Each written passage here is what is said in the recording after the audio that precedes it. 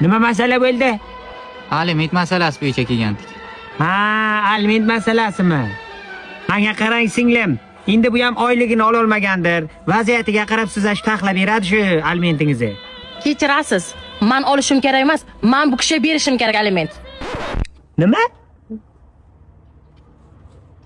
Ha, shunda bachansiz tug'ganda? Yo'q, men tug'madim. Bu kishi tug'di, menga tashab ketdilar. Shundan keyin mana katta qilib shuncha qildik bachani. Biron marta xabar olmadilar. Shunga endi aliment so'rab keldik. Qanday boqasiz bachani? Oq sut berib katta qilgan bachani. Ana u. Bizlar ham qiziqda, u sutni qanday berdingiz? Yo'q, echkini suti edi. Shu echkini sutini berib mana shuncha qildik. Menga qarang singlim. Bo'lmasa bu ham bir ojiza erkakda. Endi bachangiz gechchin sutini berib katta etgan. Bering shuni alimentini to'lang tezroq. Hay, beraman. Yaqinda Rossiyaga ketibman. Bir yil ishlab keling, so'ng hammasini to'layman. Yo'q, 1 yil bo'lmaydi. Har oy to'laytirasiz menga. Men Rossiyada har oy qanday tashlayman?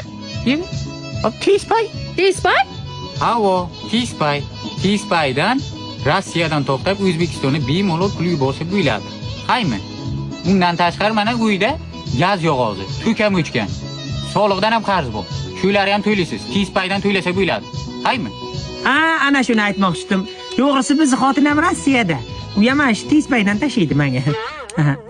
Siz bilan tanishganimdan xursandman. Hamkasb akamiz, aka.